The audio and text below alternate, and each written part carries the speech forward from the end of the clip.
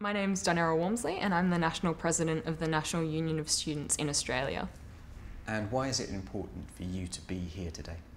Well, I think what we saw with everyone speaking today was how important it is for us as students, as leaders of today and tomorrow, to work for world peace. I think it's just so key that we engage with this movement, that we work with something that's achieved so much already. I think it's really exciting.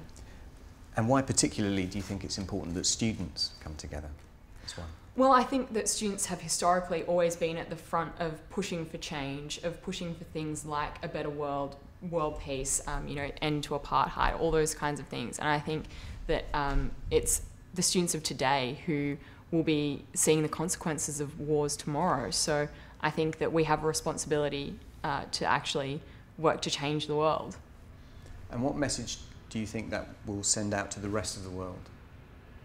Well, I think that when young people stand up and say, this is something that we care about, this is really important to us, that it forces people to kind of take stock of what they're doing, reassess their priorities, and hopefully sort of see the value in trying to move towards a more peaceful society.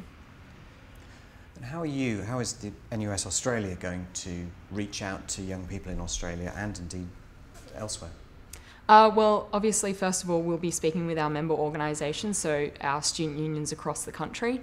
But also, I think social media has been shown to be so powerful with things like the Arab Spring and all those kinds of things. So we're really looking to try and make this go viral as much as possible, and just trying to get out there and talk to students via Facebook, via Twitter, and obviously in person as well, about the importance of the Peace Day on the 21st of September.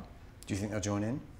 I certainly hope so. I think we had one day, one goal last year, and I didn't realise that was a Peace One Day initiative, but that was actually really successful in Australia. And I think that kind of simple message of simply engaging in something, so it's so easy to do, just taking a stance on one day, is something that Australian students will definitely be keen to get involved with. Earlier, Jeremy mentioned the idea of students leading the way and governments following. What's your response to that? I think that in some cases that can definitely be true. I think that students are the first to realise that something's an issue. They're the first to agitate for a change, and sometimes governments get on board with what we're saying. I wish they always got on board with what they're saying, but I think that in this case we'll definitely see a government change with the kind of scale of the movement that we're seeing. And do you think it's possible that we could see a world record for the largest reduction in global violence on Peace Day 2012?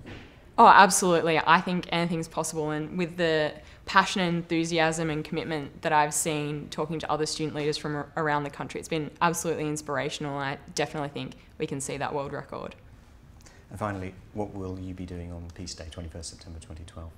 Well, hopefully I'll be here with the Student Leaders Summit that Liam from NUS UK said he'll be organising. So I would definitely be standing in solidarity with Peace One Day wherever I am, but hopefully it'll be here.